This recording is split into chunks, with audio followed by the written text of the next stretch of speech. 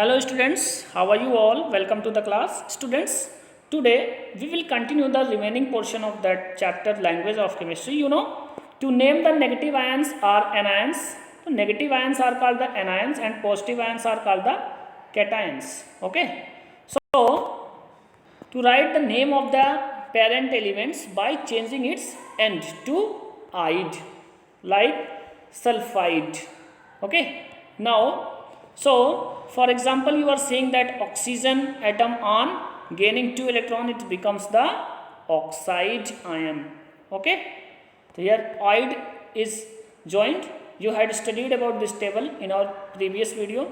So today here the copper sulfide you are seeing here, its name is copper sulfide, since here sulfur is changed into sulfide. Okay. Then in naming of molecular compounds, the name of less electronegative non-metal is written as here such, but the name of more electronegative non-metal is changed to have the ending ide.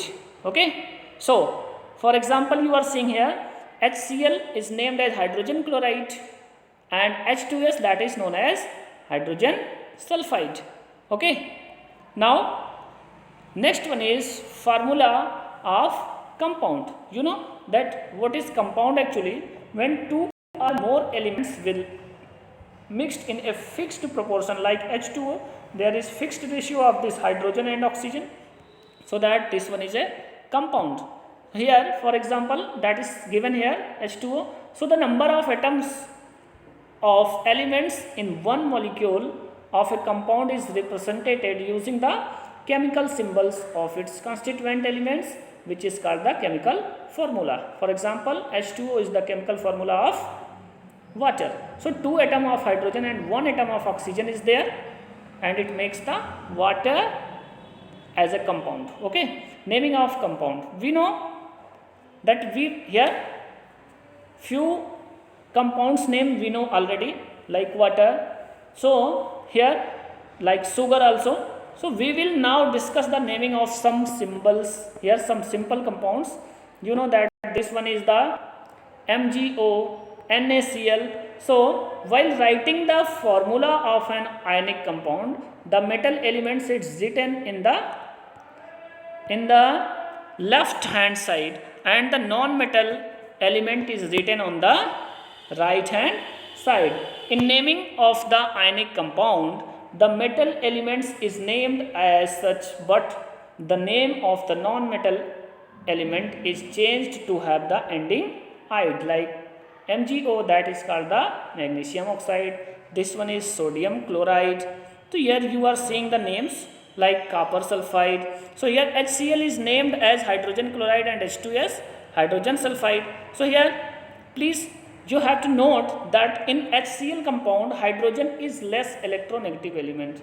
So hydrogen is written as first, okay, of on the left hand side in the formula, and the chlorine is more electronegative since it have tendency to gain the electron, so it is more electronegative. So Cl is written at the right hand side. Okay. So it is written as hydrogen chloride, that is hydrogen chloride. HCl is called hydrogen chloride. So here you will write the first, at first you will what write?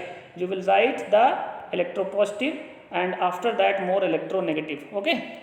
So when there are more than one atoms of an element in a molecular compound, then the number of atoms is indicated by using appropriate prefix into the formula, and this will become more clear from the following example. You are seeing here that CO, that C indicates about the carbon and O oxygen, so it is called the carbon monoxide.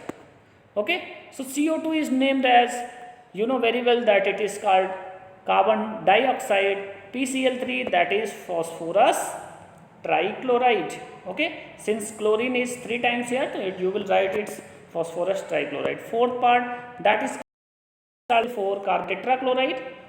Since 4 carbon here, 4 chlorines are here, so you will write it tetrachloro. Okay. Now PCl5 is named as phosphorus pentachloride. So guidelines you will follow to write the formula of compound, to write the symbols of the elements that form the compounds. At first you will write the symbols. See here, you understood this with the help of example. Suppose that you have need to write the zinc hydroxide. That means there will be zinc and OH. So here at first you will write the symbolic representation of zinc, that is zinc Zn and hydroxide OH.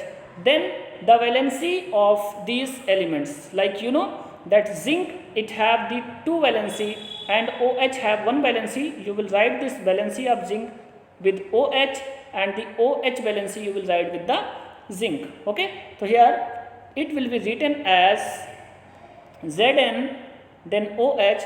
You will write this valency of zinc with the OH, so it is called the ZnOH whole twice. Okay, now you will not write here 1. Okay, now so there is no need to write the 1. ZnOH whole twice, it can be written as ZnOH whole twice without indicating here 1. Okay, students, now I think that this one is sufficient for today. The remaining portion of this chapter we will discuss in our next video. Till then, thank you everyone.